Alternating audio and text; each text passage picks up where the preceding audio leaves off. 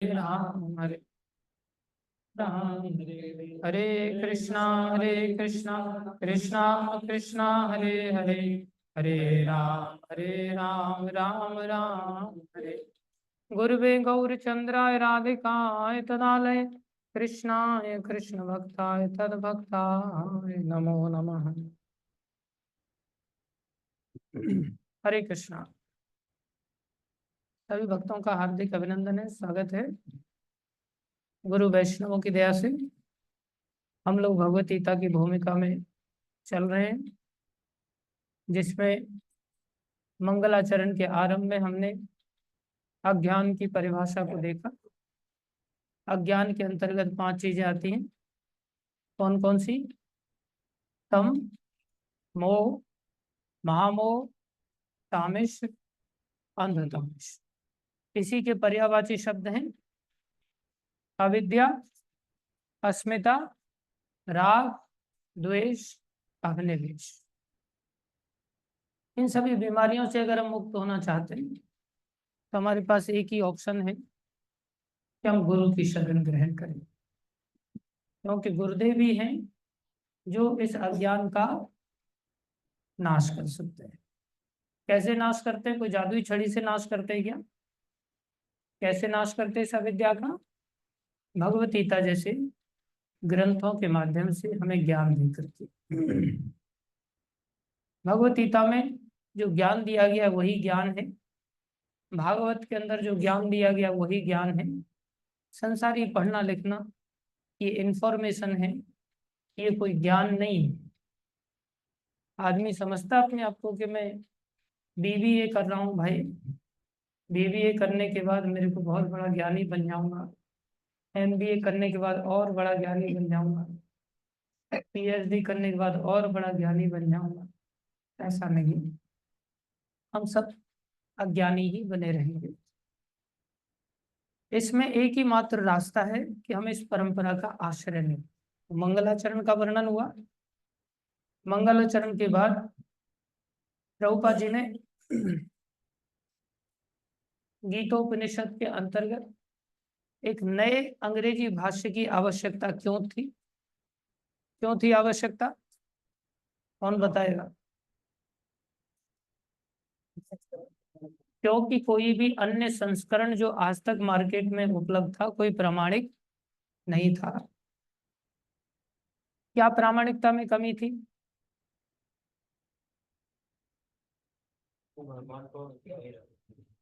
उसमें किसी ने ज्ञान योग को प्रदर्शित किया है, किसी ने ध्यान योग को आगे बढ़ाया है, किसी ने उसके मर्म को प्रस्तुत नहीं किया। मर्म क्या है? ट्रेवल बढ़ाओ उसका। मर्म क्या है? गीता का मर्म क्या है?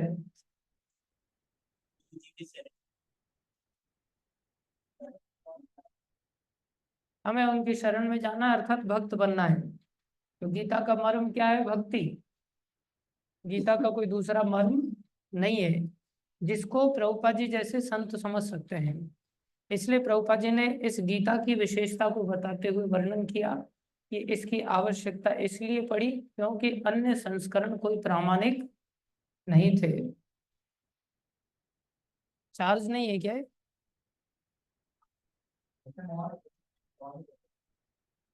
ऐसे कैसे ऑन करता? उसको रहने दो, फिर बंद कर दो। थोड़ी इसकी आवश्यकता नहीं। सुनाई दे रहा है सबको? सुनाई देगा ना जब मैं बोलूंगा तो? बंद कर दो इस पंखे को। आप लोग इधर आ जाओ, बंद कर दो उसको। इधर आके बैठ जाओ अभी।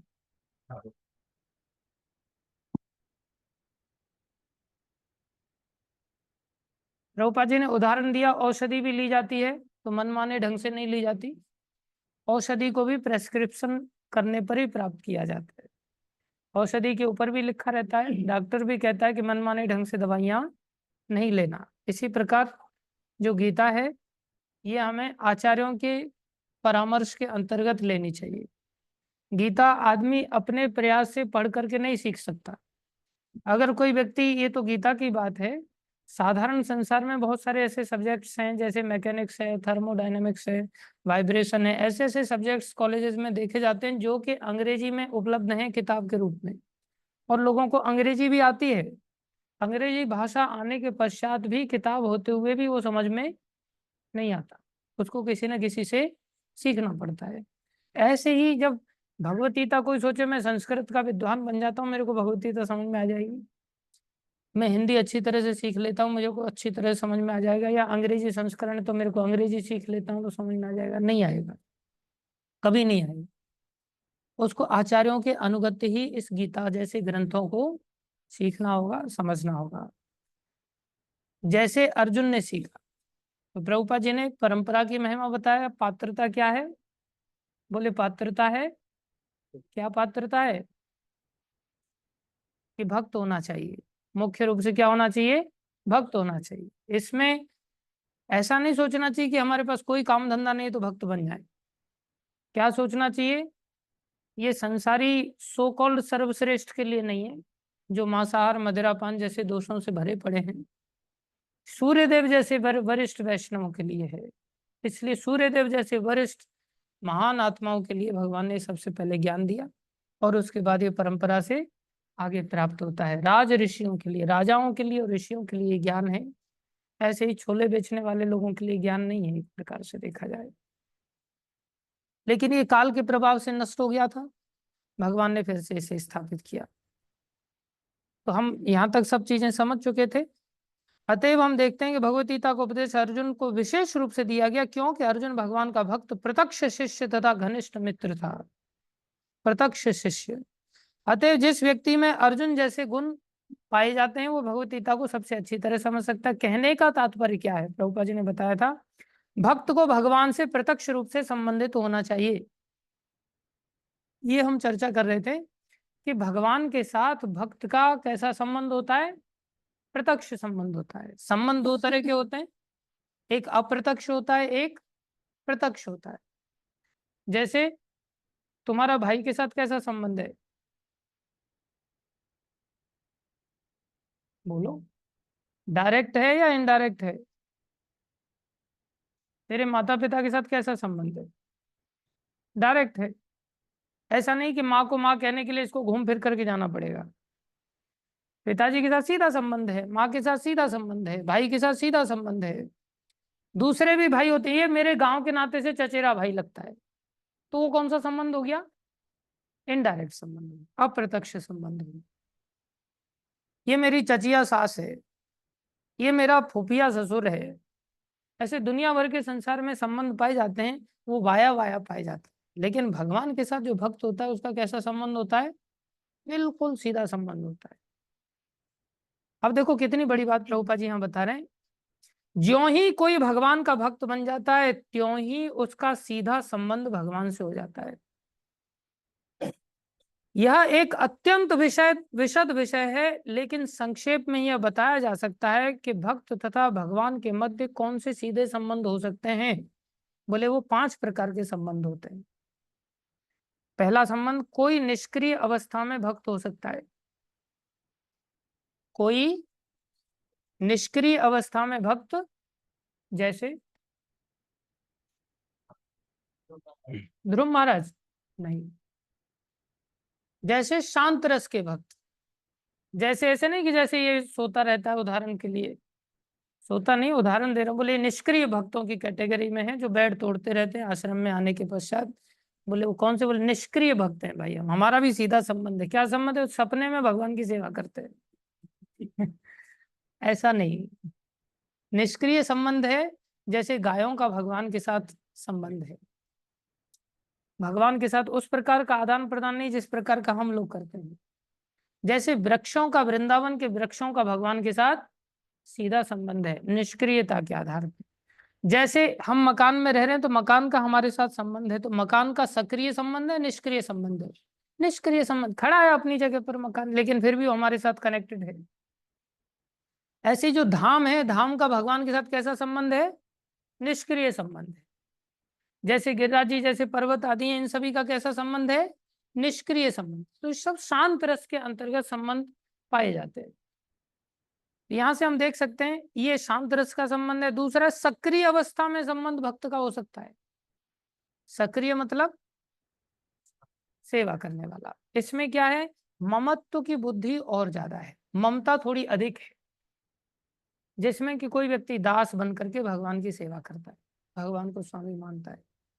कोई सखा रूप में भक्त हो सकता है। सखा रूप में भक्त होने का अर्थ क्या है, बोले भगवान का और ज्यादा ममता है, जिसमें दास भाव में जो संकोच था भगवान के साथ, अब वो संकोच भी नहीं रहा। भगवान के कंधे पर चढ़ जाते हैं सखा लोग, भगवान के दौड़ करके गले लग जाते हैं, भगवान के साथ छुआ छुआ का खेल खेलते हैं, दौड़ दौड़ करके भक्त लोग आपस में चर्चा करते कौन सबसे पहले कृष्ण को छुएगा, तो जाकर के लिपट जाते हैं कृष्ण से।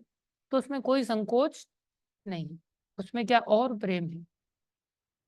ऐसा ही भगवान के साथ कोई माता पिता के रूप में भक्त हो सकता है। माता पिता के अंतर्गत और ज्यादा संकोच नहीं रहता, और ज्यादा प्रीति बढ़ जाती है, जिसमें कि माँ बाप यहाँ तक सोचते हैं कि अगर हम नहीं पालन पोषण करेंगे तो कृष्ण को भूख लगेगी, तो ये बेचारे भूखे मर जाएंगे। इनको हम कपड़े नहीं पहनेंगे तो ठंडी लग जाएगी, इनको सुलाएंगे नहीं तो कैसे सोएंगे, इसलिए उनका लालन पालन करते हैं। उससे भी बड़ा संबंध है, कोई दंपति प्रेमी के रूप में भक्त हो सकता है, प्रेमी प्रेमिका के रूप में, पत्नी पति के रूप में भक्त हो सकता है।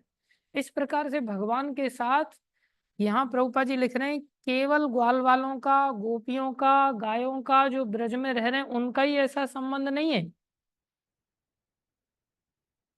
जीव मात्र का भगवान के साथ हर व्यक्ति का ऐसा संबंध, ऐसा संबंध हो सकता है।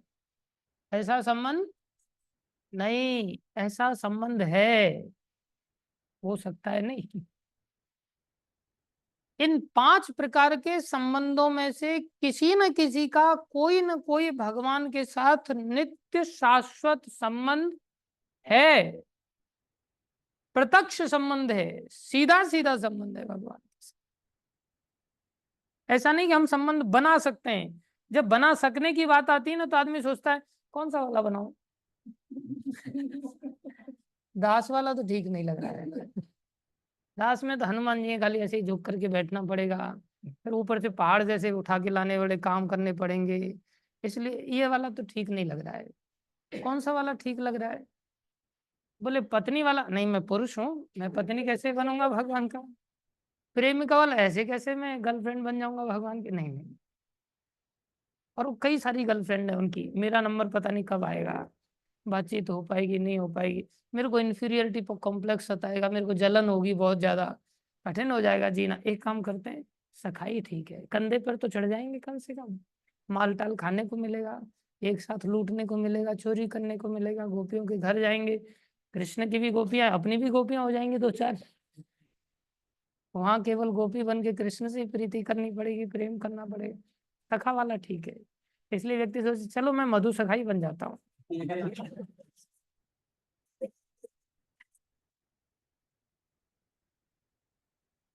और व्यक्ति सोचे कि महाराज ने भी नाम दे दिया मधु सखा, तो आदमी सोचे मेरा तो सखा वाला ही संबंध है। ऐसा नहीं चलता, इसमें चॉइस नहीं चलती, संबंध हो सकता है नहीं, संबंध हर जीव का भगवान के साथ ऑलरेडी है, और शाश्वत संबंध है, नित्य संबंध है। उस संबंध को हमारे साथ समस्या क्या हो गई, भूल गए हैं। और उसके चलते अब यही 5 संबंध संसार में स्थापित करते हैं, और यहाँ सुख का अनुभव भी करते हैं। किसी के पास मकान, मेरा मकान है ना, मकान के साथ मेरा सीधा नाता है, मेरे नाम पे मकान, मेरे नाम पे जमीन है, मेरे नाम पे मकान है। अब मेरे को उसको मकान को देख देख के शांति मिलती है कि नहीं, सुकून मिलता है कि नहीं, अच्छा लगता है कि नहीं। ऐसी गाड़ी के साथ कौन से रस का संबंध है, शांत रस का। गाड़ी है, घोड़ा है, शांत रस, गाड़ी देख देख के अच्छा। और किसी किसी को जलन, ये तो प्रभु जी की गाड़ी है भाई, प्रभु जी बैठ सकते हैं, महाराज जी बैठ सकते हैं, कोई और नहीं बैठ सकता। खुद तो ऐसी बढ़िया बढ़िया गाड़ी लेकर के घूम रहे हैं, और हमारे लिए कोई ऑल्टो लाके खड़ी कर रखी है जिसमें एसी काम नहीं करता। तो व्यक्ति बड़ा शांत रस का अनुभव नहीं करता, फिर अशांत रस का अनुभव करता है। लेकिन कोई कोई व्यक्ति है, जब चाबी हाथ में, चाहे चढ़े ही नहीं उस गाड़ी में, गाड़ी खड़ी है बस बाहर, उसको देख देख करके शांति का अनुभव होता है, उसको कहते हैं शांत रस का अनुभव। ऐसे ही दास्य रस का भी अनुभव होता है कई बार व्यक्ति को। संसार में गुलामी, किसी की नौकरी लग जाती है तो कैसा अनुभव करता है, मैं नौकर हूँ साहब, मैं नौकरी करता हूँ, मैं बेला नहीं बैठा हुआ हूँ, मेरा भी काम धंधा है, मेरे को नौकरी मिली है किसी की, तो नौकरी तलाशता है। नौकरी भी कैसी सोचता है, टेम्परेरी या परमानेंट? परमानेंट नौकरी, चाहे खुद परमानेंट नहीं है, शरीर परमानेंट है कि हमारा, लेकिन नौकरी कैसे सोचता है, परमानेंट। मकान कैसा सोचता है, टेम्परेरी स्ट्रक्चर, ये परमानेंट, परमानेंट कंस्ट्रक्शन होना चाहिए। क्यों ऐसा सोच रहा है वो, क्योंकि वास्तव में मूलतः वो शरीर है ही नहीं, वो शरीर के अंदर आत्मा है, और आत्मा शाश्वत है, जो उसकी ओरिजिनली आइडेंटिटी है। इसलिए आइडियली वो उस आइडेंटिटी के आधार पर थॉट प्रोसेस उसका चलता है। सोच नहीं पाता मैं शरीर नहीं हूं, शरीर के स्तर पर तो संसार में कुछ है ही नहीं। अब उसको आत्मा का ज्ञान है नहीं, आत्मा का ही ज्ञान नहीं है तो फिर भगवान परमात्मा का ज्ञान कैसे होगा, श्री कृष्ण का ज्ञान कैसे होगा? जब श्री कृष्ण का ज्ञान नहीं तो श्री कृष्ण के धाम के साथ मेरा संबंध है, श्री कृष्ण का घर ही मेरा घर है, उसमें शांति अनुभव करना वो नहीं होगा उसको। समझ रहे हो? श्री कृष्ण का धाम, श्री कृष्ण का नौकर, दास्य रस, उसमें वो शांति का अनुभव नहीं करेगा। वहां नहीं सोचेगा मैं परमानेंट दास बन करके अनुभव कर लूं, तब तक नहीं होगा जब तक उसको आत्मा का ज्ञान न प्राप्त हो जाए। लेकिन थॉट प्रोसेस तो आइडियली आत्मा होने के कारण काम तो वैसे ही करेगा ना, परमानेंट वाले हिसाब किताब से। ऐसे ही सोचता है मेरे भी कुछ फ्रेंड सर्कल होने चाहिए। तो जब कोई दो चार मित्र होते हैं, अमीर मित्र होते हैं, तो उन मित्रों के ऊपर आदमी कैसा गर्व करता है। हाँ। और कुछ फोटो वाले ही मित्र होते, खाली सेल्फी लगा करके मार्केट में डीपी लगा करके हम छोड़ देते हैं। जैसे अपने मंदिर में एडीजी आई थी, तो एडीजी आए, बाकी एसएसपी आया, एसपी आया, सब लोग आए, और सब लोगों का वीडियोग्राफी करके भक्त लोगों ने हाँ अपने अपने डीपी लगा दिए, तो उसमें मेरा ही फोटो विशेष रूप से था। तो मैं बोले, और नीचे लिख दिया प्रभु जी से आशीर्वाद प्राप्त करते हुए। भक्त लोगों ने लिख दिया, आशीर्वाद तो दे ही रहे थे, हम क्या दे रहे थे, ठाकुर जी दे रहे थे, ठाकुर जी के सामने तो सब प्रणाम करेंगे, इसमें नई बात क्या है। तो आज ही मेरे को फोन आ गया सुबह सुबह, प्रभु जी मेरा एक केस था, आपके तो एडीजी के साथ बढ़िया संबंध है, अब मैं कैसे कह दूं कि संबंध नहीं है, आप मेरा ये काम करवा देंगे क्या? तो आदमी ऐसे लोगों के साथ संबंध स्थापित हो जाने से गर्व महसूस करता है, लेकिन जब कार्य नहीं होते तो फिर सोचता है यार मेरा वैसे तो काम नहीं, तो केवल फोटो वाली मित्रता थी भाई, उसको कैसे बताओगे आप? कई बार आदमी फंस जाता है, लेकिन फिर तरीके से निकलना पड़ता है। तो यहाँ की जो मित्रता है ना, उस प्रकार की मित्रता नहीं कि फटाक से कृष्ण को बोल दिया जाए, कन्हैया यार देखने ये कैसी गुफा है, बोले लाला इसमें मत जाओ, अरे कैसे नहीं जाएंगे, तू है तो क्या चिंता है, मित्र है ना अपना। ऐसे ही जिसको पता है कि एडीजी अपना मित्र है, एसएसपी अपना मित्र है, तो गाड़ी एकदम बिंदास चलाएगा वो, तो कोई फर्क नहीं पड़ेगा कि मैं स्पीड को मेंटेन कर रहा हूँ नहीं कर रहा हूँ, लेफ्ट हैंड पे चल रहा हूँ राइट हैंड पे चल रहा हूँ, बड़ा बिंदास होकर के जीवन जीता है। मित्रता भी आदमी चाहता है संसार में अच्छे अच्छे लोगों के साथ मित्रता हो जाए। ऐसे ही माता पिता के रूप में भी हर व्यक्ति चाहता है काश धीरू भाई अंबानी मेरा बाप बन जाता, मुकेश अंबानी के यहाँ पैदा हो जाता है कि नहीं आचार्य जी, नीलेश आचार्य बोल रहे हैं, बराबर है। ऐसे कर्म करने पड़ते, फिर ऐसे बुरे कर्म करने पड़ते हैं, अच्छे कर्म नहीं है। आदमी वहां फंस जाता है फिर उस अमीरी के चक्कर में। ऐसा अमीरी बन करके आदमी ऐसे बैठ के कथा सुन सकता है क्या? नहीं। गिरिराज जी की आसानी से परिक्रमा लगा सकता है क्या? नहीं। कितना कठिन हो जाएगा उस व्यक्ति के लिए ऐसा जीवन जी। इसलिए अमीरी जो संसारी पुण्य से प्राप्त होती है वो भी अच्छी नहीं है, वो भी भगवान से दूर ले जाती है।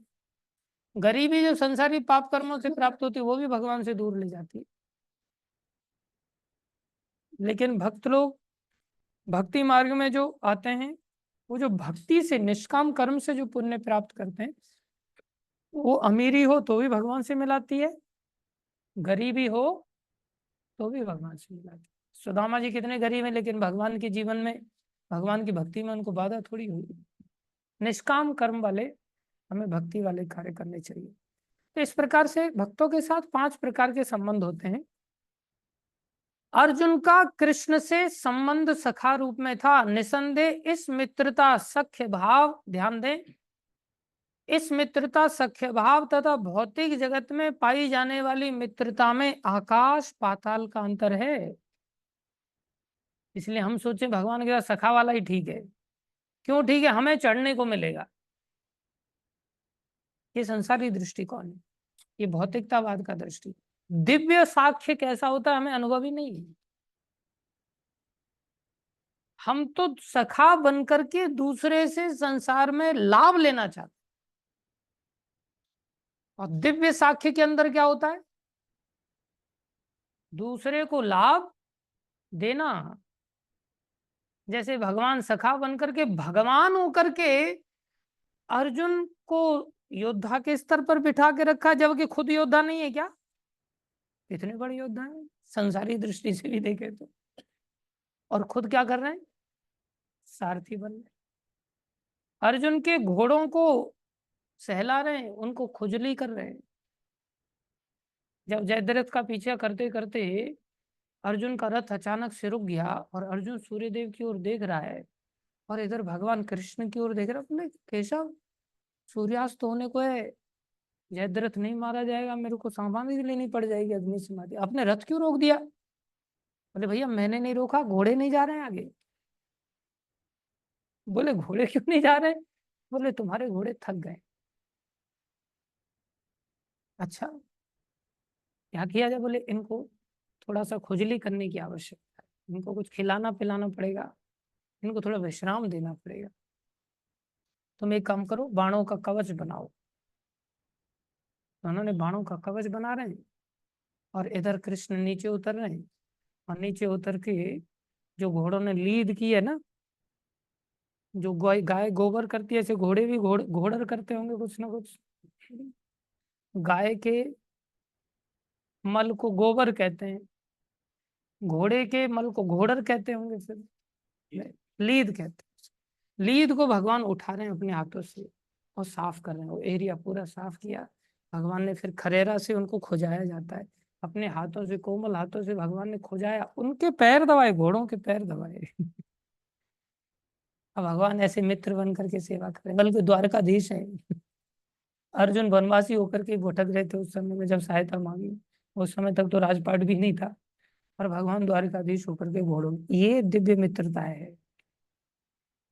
ऐसी मित्रता भक्तों में है, नहीं पाई जाती भक्तों में आपस में मित्रता। तो भगवान के अंतर्गत भी उनकी मित्रता टिकने वाली नहीं है। ऐसे खाली हम सोचे कि साग के रस में चले जाते हैं, ऐसे कैसे चले जाओगे साग के रस में? साग के रस के लिए ऐसा मित्र बनना पड़ता है। ऐसी दिव्य मित्रता। निसंदेह प्रत्येक व्यक्ति का भगवान से सीधा संबंध होता है। देखो कैसी बड़ी बात कह रहे हैं। यह संबंध भक्ति की पूर्णता से ही जागृत होता है। प्रभुपाद जी विशेष बात कह रहे हैं, जागृत होता है। जागृत होता है मतलब ये संबंध ऑलरेडी है, ऐसा नहीं संबंध हो सकता है। ये संबंध क्या करना है? कैसे जागृत होगा? भक्ति से नहीं, भक्ति से नहीं। कैसे जागृत होगा?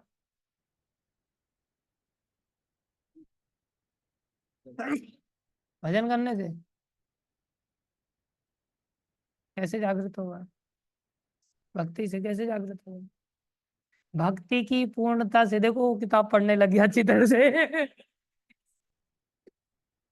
शब्द बहुत महत्वपूर्ण है, चालाक आदमी है। देखा कि भक्ति से नहीं, तो बोले इसमें ही देख लेता हूँ क्या लिखा है। काटा है पूरा अमरकंटक। कैसे जागृत होगा? बोले भक्ति की। इसलिए तो मैं कहता हूँ किताब लेके पढ़ा करो, ऐसे ही नहीं, एक एक शब्द को थोड़ा गहराई से सीखना। भक्ति, हम आदमी, हर व्यक्ति सोचता है संबंध है तो जागृत क्यों नहीं हो रहा है, पता क्यों नहीं चल रहा है। कई बार कोई व्यक्ति, गुरुजी को तो पता रहता है, हाँ गुरुजी को पता रहता है, लेकिन फिर भी गुरुजी बताने पर भी तुम नहीं सीख पाओगे, हम उसकी अनुभूति नहीं कर सकते। और बता भी दिया जाए, जैसे एक भक्त था, वो प्रभुपा जी के समय में वो मंदिर में मंगल आरती आ ही नहीं रहा है। प्रभुपा जी ने जाओ देख के आओ मंगल आरती क्यों नहीं आ रहा है। तो देखने के लिए गए, तो कमरा बंद है अंदर से। होता है कमरा बंद, कई सारे, जैसे कपिल मुनि कमरा बंद कर लेता है कई बार। तो कमरा बंद है तो झरोखे से भक्त लोग देख रहे हैं उसको। तो क्या देख रहे हैं? वो ऐसे बनावटी मोर पंख इकट्ठे करके और बांध करके ऐसे करके मोर बन करके ऐसे उड़ने का प्रयास कर रहा है, नाच रहा है, मोर की एक्टिंग कर रहा है शायद। तो प्रभुपाद जी को बताया गया, तो बोले उसको किसी साधु ने बता दिया कि तू भगवान के साथ तेरा शांत रस का संबंध है और उस लीला में तू मोर है। तो सोच रहा मैं मोर बन के अब अभ्यास करता हूँ जिससे मैं मोर बन के सेवा कर सकूंगा। ऐसे अभ्यास से कोई व्यक्ति जागृत नहीं कर सकता। ये बहुत बड़ा, समाज में ऐसे तथाकथित साधु हैं जो लोगों को इस प्रकार से गुमराह करते हैं और लोग सोचते हैं अच्छा मेरा तो यशोदा मैया के साथ में रहने वाली लगता है मैं कोई गोपी हूँ, एल्डरली गोपी हूँ, कोई बड़ी गोपी हूँ और मेरा कृष्ण के साथ माता पिता वाला रोल मेरे को अच्छा लग रहा है, लाल लाड ललाने वाला मेरे को रोल अच्छा लग रहा है, इसलिए वो वैसे ही सेवा करने की चेष्टा करती। ऐसी सेवा करने से वो ऐसा नहीं कि वो रोल को जागृत कर लेगी, ऐसा नहीं होता। हर व्यक्ति को चाहिए कि वो भक्ति की पूर्णता की ओर आगे बढ़े। भक्ति की पूर्णता कैसे आती है? भक्ति की पूर्णता का क्रम है नवदा भक्ति की ओर आगे बढ़ना। उसमें श्रवणम, कीर्तनम, विष्णु स्मरणम, पाद सेवनम, अर्चनम, वंदनम, दास्यम, साख्यम, आत्मनिवेदनम, ये 9 अंगों का पालन करते हुए भक्ति की सीढ़ियां चढ़नी पड़ेंगी उसको। कौन सी भक्ति की सीढ़ियां? आदौ श्रद्धा, सबसे पहले श्रद्धा, उसके बाद फिर साधु संग, उसके बाद फिर भजन क्रिया, उसके बाद फिर अनर्थ निवृत्ति। कौन सी सीढ़ी है चौथी? अनर्थ निवृत्ति। उसके बाद निष्ठा रूपी सीढ़ी में चढ़ना पड़ेगा। निष्ठा का ही अर्थ होता है शांत रस का अनुभव, जिसमें संसार से विरक्ति आ जाती है और कृष्ण से अनुराग आ जाता है। कौन से रस में? शांत रस के अंतर्गत। अब ये निष्ठा और बढ़ती है, ये अनुराग और बढ़ता है, आगे का स्तर आता है। निष्ठा के बाद रुचि, रुचि के बाद आसक्ति, आसक्ति के बाद भाव और भाव के बाद प्रेम। बोले भाव के स्तर पर ये जो, अब भाव मतलब सूर्य जस्ट निकलने वाला है, सारी रात खत्म हो गई, सूर्य उदय होने वाला है, उसको कहते हैं अरुणोदय की अवस्था। उजाला तो हो गया लेकिन सूर्य अभी दिखाई नहीं दे रहे हैं, लेकिन अंधेरा चला गया। ऐसे ही अब हमारी भक्ति भाव के स्तर पर इतनी पूर्ण हो चुकी है, इतनी पूर्ण हो चुकी है कि हमारा ये संबंध जागृत हो जाएगा। अब बहुत सारे लोग अपना संबंध याद कर लो किस किस का जागृत हो गया है। जिस जिसका जागृत हो गया मतलब वो भाव के स्तर पर चला गया है कि नहीं? जैसे तेरा कौन सा साख्य रस का जागृत हो गया है? तेरा कौन सा वात्सल्य रस का? वात्सल्य रस छोटा बोल दिया क्या मैंने? विनोद प्रभु माधुर्य रस।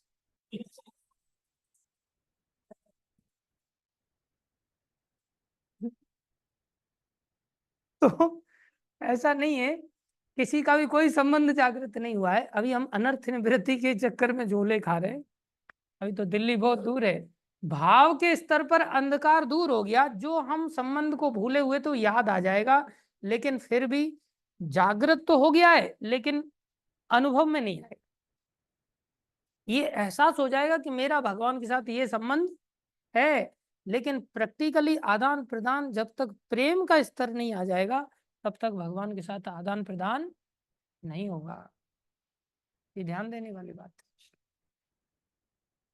इसलिए एक्टिंग ना करें कि मैं मोर बन करके प्रयास करता हूँ, या मैं गाय बन के प्रयास करता हूँ, या मैं शांत रस तो मेरे को बनना ही है, मेरे को सीढ़ी बन के प्रयास करता हूँ मंदिर की, बस सीढ़ियों पर लेटा रहूंगा मैं, मेरे ऊपर से ही जाओ कोई भी व्यक्ति जाना है जिसमें भी। ऐसे अभ्यास करने से हम संबंध को जागृत नहीं कर सकते। संबंध को जागृत करने का प्रोसेस है जो भक्ति है, भक्ति का जो क्रम है उसको ही चलना पड़ेगा। तो भक्ति की पूर्णता से जागृत होता है, किंतु जीवन की वर्तमान अवस्था में हमने ना केवल भगवान को भुला दिया है, अपितु हम भगवान के साथ अपने शाश्वत संबंध को भी भूल चुके हैं। यानी इमेजिन, भगवान को भुलाना ही हमारे लिए नहीं मात्र स्थिति है, हमारी स्थिति इतनी दयनीय हो गई है। जैसे कोई व्यक्ति सोचे तुम यार पिताजी को भूल गए, तो कोई हाँ यार थैंक यू आपने याद दिला दिया, पिताजी को कॉल करता हूँ, मेरे ये पिताजी हैं, मेरी इस जगह पे रहते हैं। एक होता है कि पिताजी सामने आकर के खड़े हो जाए, फिर आदमी कौन है, पिताजी सामने नहीं है और हम वैसे याद रख रहे हैं कि हाँ पिता भी होता है, माँ भी होता है, और पिताजी सामने आके खड़े हो जा रहे, हमें एहसास ही नहीं ये पिताजी है। इतना भुला दिया, और इतना ही नहीं भुला दिया, इससे भी बदतर स्थिति है, कोई दूसरा व्यक्ति आके खड़ा हो जाए और उसको बोले पापा कहाँ थे आप, उनको पिताजी बना लिया उसने।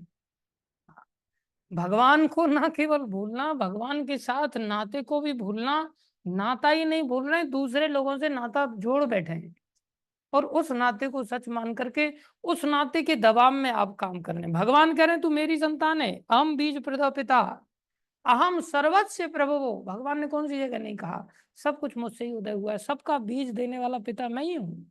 माता धाता पिता में, बाबा भी मैं, माँ भी मैं, पिता भी मैं, दादा भी मैं, सब मैं ही हूँ। फिर भी हम भगवान को क्या, मैं भक्ति तो करता आपकी, लेकिन दादी मना करती है, क्योंकि भगवान तो दादी दादा है ही नहीं ना, दादी बड़ी है। मैं भक्ति तो करना चाहता हूँ लेकिन माँ ने रोक दिया, पिताजी तो सपोर्ट करते लेकिन माँ नहीं सपोर्ट करती। अरे भगवान कह रहे माँ भी मैं ही हूँ, तुम्हारी माँ अलग से कहाँ से आ गई, पिता अलग से कहाँ से आ गया, दादी दादा अलग से कहाँ से आ गए, मित्र बंधु कहाँ से आ गए, समाज कहाँ से आ गया हमारे साथ, जिसका कोई वास्तव में नाता नहीं है। लेकिन अज्ञानता के साथ हम उन सबके साथ अपना नाता जोड़ करके बैठे रहते। आगे कह रहे हैं भगवान शाश्वत संबंध को भूल चुके हैं। आगे कितनी बड़ी बात बता रहे हैं, लाखों करोड़ों जीवों में से, क्या कह रहे हैं, लाखों करोड़ों शब्द बोल रहे हैं, जबकि लाखों करोड़ों शब्द ही जीवों के लिए लागू नहीं होता। जीव कितने हैं, अनंत हैं, जीव कितने हैं, अनंत हैं। तात्पर्य भूमिका में क्या समझा रहे हैं, लाखों करोड़ों जीवों में से प्रत्येक जीव का भगवान के साथ नित्य विशिष्ट संबंध है। और ध्यान देने वाली बात है, भगवान का हम जीवों के साथ, इवन मेरे साथ भी भगवान का क्या है, थोड़ी देर का संबंध है क्या, नित्य संबंध है। और नित्य ही नहीं, विशिष्ट संबंध है। कैसा संबंध है, विशिष्ट संबंध। जैसे रामायण में भगवान ने कहा मम सब प्रिय सब मम उपजाए, मम सब प्रिय सब मम उपजाए, तिन में अधिक मनुज मोहे भाए, तिन में अधिक मनुज मोहे भाए। मनुष्य मेरे को ज्यादा प्यारे लगते हैं, भगवान ऐसा कह रहे हैं, लेकिन बाकी लोग प्यारे नहीं है ऐसा नहीं कह रहे। मम सब प्रिय, सबसे शुरुआती यहां से भगवान कह रहे हैं क्या, सब मेरे प्यारे हैं। एक चींटी भी प्यारा है, मच्छर भी प्यारा है, कॉकरोच भी प्यारा है, छिपकली भी प्यारा है, सांप भी प्यारा है, कोरोना का वायरस भी प्यारा है। कोई चीज भगवान को ऐसा जीव में नहीं आता जो दिखाई देते हैं, नहीं दिखाई देते जो भगवान को प्यारे नहीं। और प्यारे कैसे, अब देखो हम सभी यहाँ एक दूसरे के साथ रह रहे हैं आश्रम में, उदाहरण के लिए तो हम सभी का एक दूसरे के साथ एक नाता है कि ये हमारे आश्रम का व्यक्ति, करेक्ट, इसको कहते हैं कॉमन बॉन्डिंग, एक कॉमन संबंध है। जैसे हम सभी एक दूसरे के साथ नाता जोड़ के समझे तो बोले all Indians are my brothers and sisters, इस तरह से आदमी क्लेम करता है। तो सब भारतीयों के साथ एक दूसरे के साथ एक नाता है कि हम सब भारतीय हैं, ठीक है, ये एक कॉमन नाता है। क्या ये विशिष्ट नाता है हर व्यक्ति का, विशिष्ट नाता अलग अलग होगा। ये मेरा भाई है, ये मेरी माँ है, ये मेरी बहन है, ये मेरा पति है, ये मेरी पत्नी है, ये मेरा बालक है, ये मेरा बड़ा भाई है, ये मेरा छोटा बच्चा है, ये मेरा बीच वाला बच्चा है, ये 4 नंबर का है, ये 11 नंबर का है, अगर लालू की संतान है तो निर्भर करता है। कुल मिलाकर के व्यक्ति का एक विशिष्ट संबंध भी होता है। जैसे उदाहरण के लिए हम लोग भोजन करते हैं, तो भोजन शब्द में कई सारे आइटम आ सकते हैं, तो वो आइटम से कुल मिलाकर के भोजन से हमारा एक कॉमनली प्रेम है कि नहीं है? एक कॉमन प्रेम है, मेरे को खाना अच्छा लगता है, और उस खाने में आपके लिए खिचड़ी दे दी जाए तो खिचड़ी खाना है कि नहीं? बोलो, है। अब आप लोगों के लिए रोज बनती है इसलिए आपको नहीं लग रहा है कि है। एक व्यक्ति आज शाम को आए, वो तहसील में बड़े बड़े काम करते बेचारे, तो बोले प्रभु जी, मैंने कहा आपने लेट कर दिया, आप इतनी देर से मैं आपका इंतजार कर रहा था। तो बोले भूख लगी थी प्रभु जी, मंदिर में घुसते ही और फिर पीछे पता चला खिचड़ी बट रही है आपकी, तो खिचड़ी खाने चले गए। और फिर वो कह रहे हैं आज तक प्रभु जी ऐसी खिचड़ी नहीं खाई कभी। और भक्त लोग कह रहे हैं खिचड़ी भोजन है क्या? और वो कह रहे बहुत टेस्टी खिचड़ी थी। मैंने कहा अब ये खीर खाइए आप। मेरे को नहीं पता था वो खिचड़ी खा के आए, यहाँ खीर मंगा लिया था मैंने, दोनों ने खीर खाइए आप। बोले आपका नमक खाया अभी, अब आप चीनी भी खिला रहे हैं। माला नमक खा लिया, अब चीनी भी खाओ, कोई बात नहीं। खीर खाया उन्होंने। तो दूसरे भक्त बैठा हुआ था, उसका भी दोना रखा हुआ था। दूसरे को मना था दूध वगैरह लेना, तो उसने थोड़ा सा चम्मच में थोड़ा सा प्रसाद ले लिया, दुखी होके दोना छोड़ दिया उसने। पहले वाले ने एक दोना पूरा खा लिया, जिसने पहली बार खिचड़ी खाई थी उसने पहली बार खीर भी खाई। मैंने कहा ये दोना भी आप ही के लिए छोड़ दिया इसने, ये भी आप खा लो। मेरे को ही खाना पड़ेगा? मतलब इच्छा नहीं तो नहीं नहीं इच्छा तो है। मतलब क्यों? बोले आज तक ऐसी खीर भी नहीं खाई कभी। खीर भी ऐसी विशेष लगी कि बहुत अच्छी लगी। मतलब अच्छी बात है, ये सब भगवान का है, भगवान का सब कुछ अच्छा ही होता है।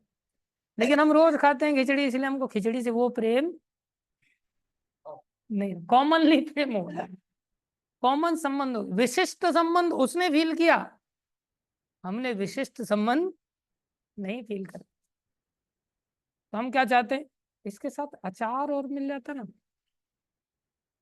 तो थोड़ा कंफर्टेबल हो जाता। खाली अचार दे दो उसको, खिचड़ी मत दो, तो चलेगा क्या? खिचड़ी से भी प्रेम है, खिचड़ी तो पहले चाहिए, अचार और हो जाए ना तो बढ़िया हो जाए।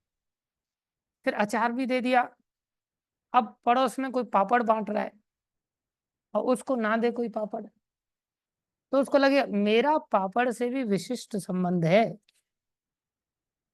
कॉमन प्रेम नहीं है, पापड़ से भी क्या है, विशिष्ट संबंध है। पापड़ भी मिल जाए तो कितना बढ़िया हो जाएगा। अब ये मेरे जैसे चटोरा का हाल हो रहा है, अब इसके साथ आम रस और मिल जाए, है कि नहीं? चाहे शुगर के पेशेंट हैं, और जैसे ही मैंने आज आम रस पिया, आपके मुंह में पानी आ रहा होगा, मिला नहीं ना आपको? मेरे को मिला आज, मैंने आम रस पिया, कल भी मिला था, आज भी मिला। तो कल ऐसा मिला जैसे लगा कि पत्तों को घोल के आम रस बनाया है, आम के पत्तों को तोड़ करके आम रस बनाया, एकदम पतला पतला, उसमें आम का नाम मात्र था ही नहीं। और आज जब मैंने आम रस पिया तो ऐसा लगा कि साक्षात रसगुल्ले का रस पा रहा हूँ, इतना मीठा इतना मीठा। हालांकि मैं शुगर का पेशेंट हूँ, तो मेरे को एक और तो बड़ा आनंद आया, आम रस मिल रहा है।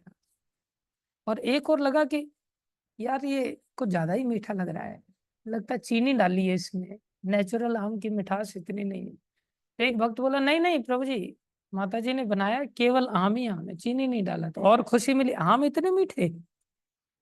तो आम के साथ एक विशिष्ट नाता है ना।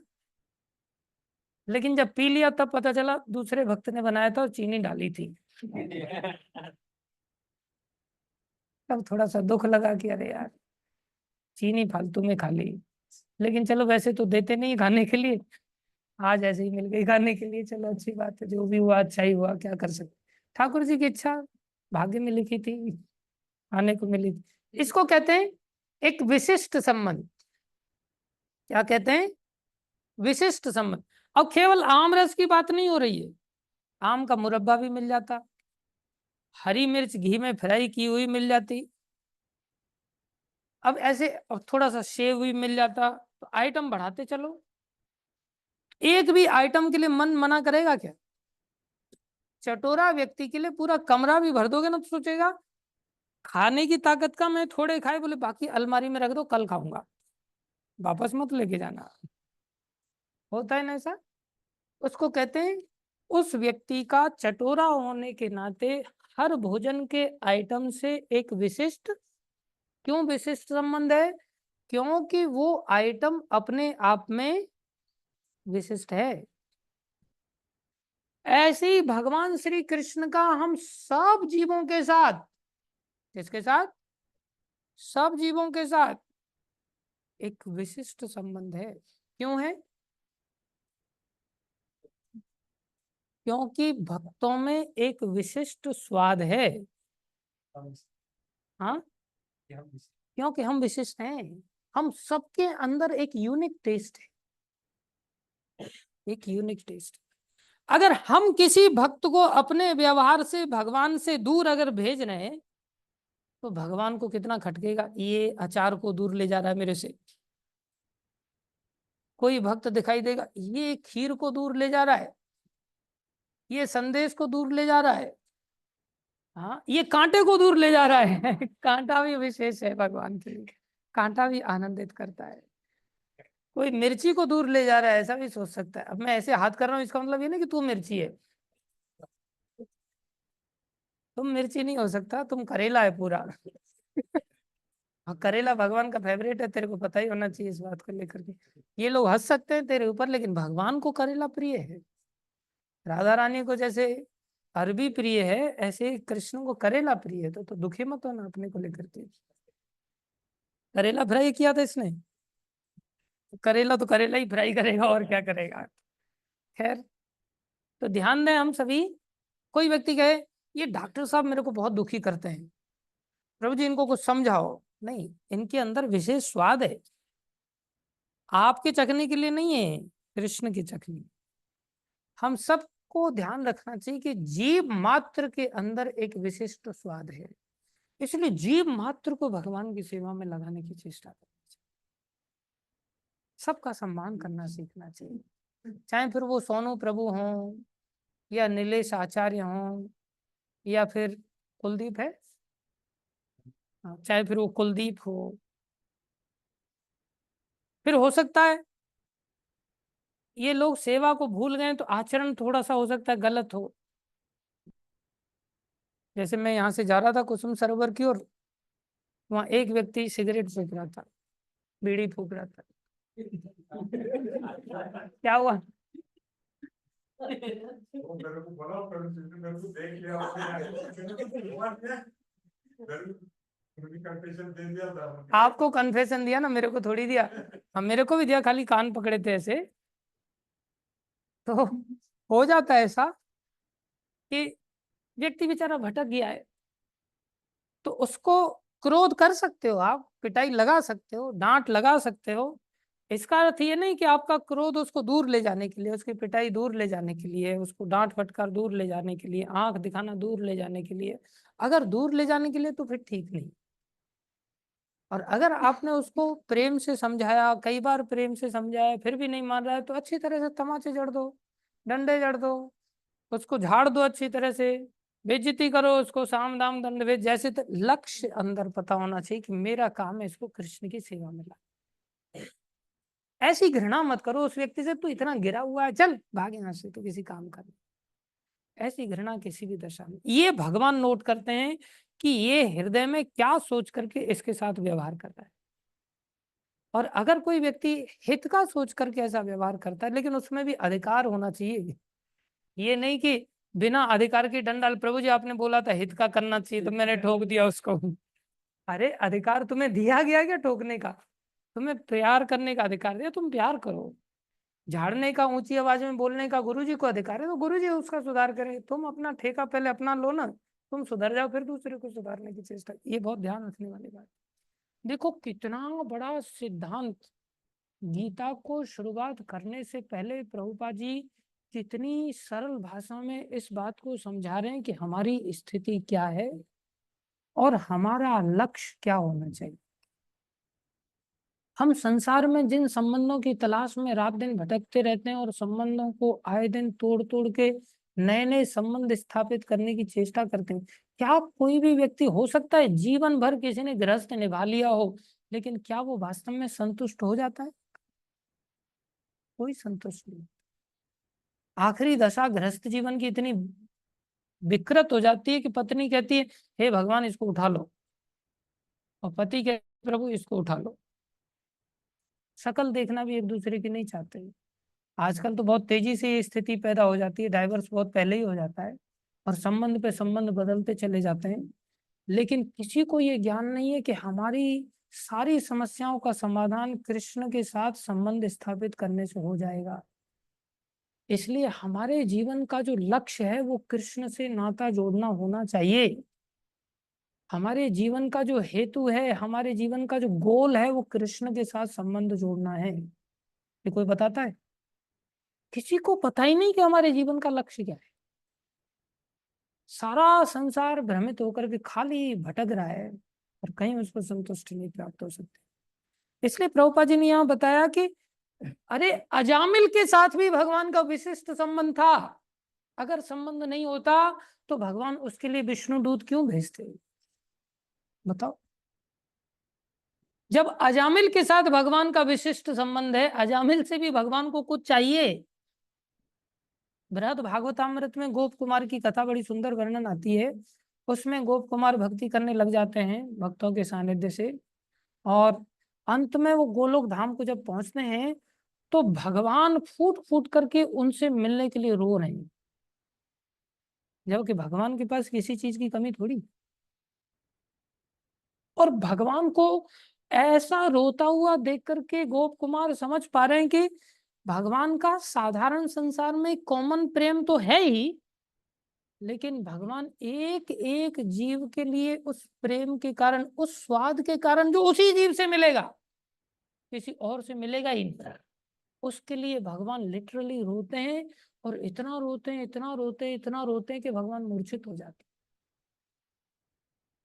विचार करो, ये विशिष्ट संबंध हम सब जीवों का है।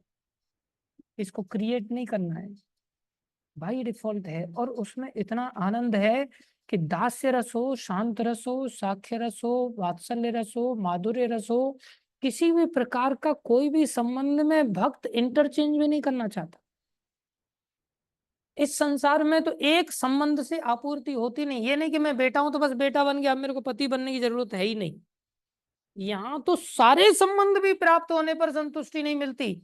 और वहां कोई भी कृष्ण के साथ एक संबंध जब स्थापित हो जाता है तो एक संबंध भी अपने आप में इतना पूर्ण होता है कि हनुमान जी कभी ऐसा नहीं सोचते मैं गोपी कब बनूंगा, या गोपियां ऐसा नहीं सोचती मैं हनुमान कब बनूंगी। बहुत दिन हो गए यहीं पर वृंदावन में बैठे बैठे, कब 100 योजन की छलांग लगाएंगी हम। ऐसा नहीं सोचती, कोई नहीं सोचता ऐसा। सब अपने आप में गिलहरी है तो सोचते मेरे लिए यही सेवा है, हनुमान जी सोचते मेरे लिए यही सेवा। अपने आप में पूर्ण है वो सारे सब। यह स्वरूप कहलाता है। क्या कहलाता है यह? जिसको हम स्व माने खुद का स्वरूप, खुद का संबंध भगवान के साथ। भक्ति योग की प्रक्रिया द्वारा यह स्वरूप जागृत किया जा सकता है, तब यह अवस्था स्वरूप सिद्धि कहलाती है। भक्ति योग, और कोई उपाय नहीं है। ये नहीं कि पीएचडी करने से स्वरूप जागृत हो जाएगा, या हमारे वीरेंद्र प्रभु की तरह से सीनियर साइंटिस्ट बन जाने से स्वरूप जागृत हो जाएगा, या अभी डीआरडीओ के ये हाँ डायरेक्टर बन जाएंगे तब शायद स्वरूप जागृत हो जाएगा। ऐसा हो जाएगा क्या वीरेंद्र प्रभु?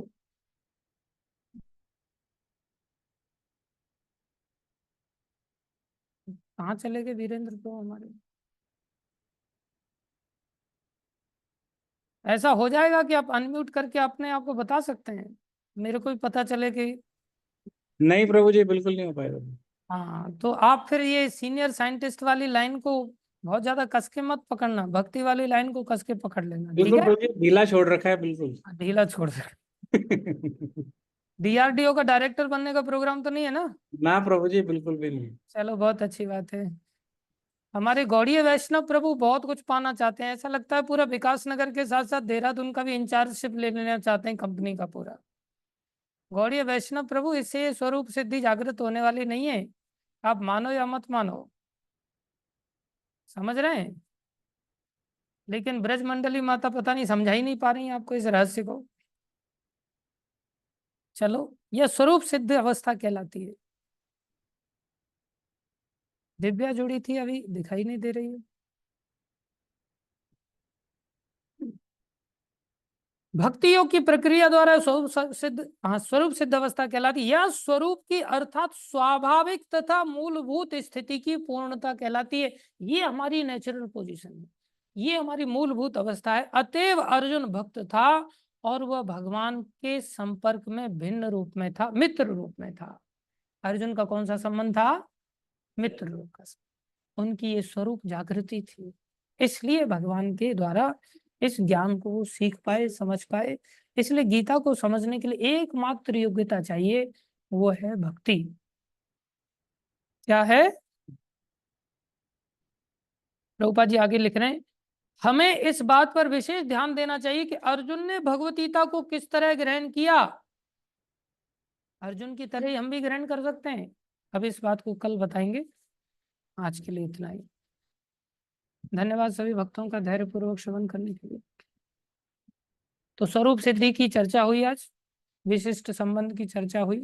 भगवान को हम भूल चुके हैं, हमें भगवान को भुला करके संसार में संबंध जोड़ लिए हैं। उस संबंध को हमें भुला करके भगवान के साथ संबंध को याद करना है और जागृत करना है और उसे अनुभव करना है।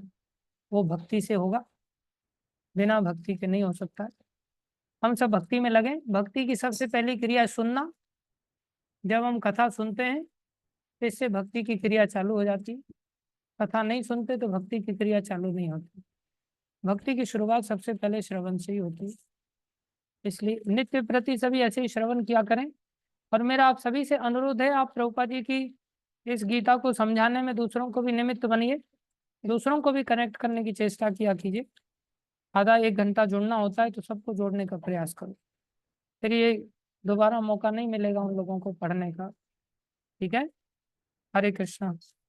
Thank you very much. भगवान की वाणी भगवत गीता की जय, श्रील प्रभुपाद की जय, श्री गुरु महाराज की जय, अनंत कोटि वैष्णव वृंद की जय, आप सब भक्तों की। ये किसको देना?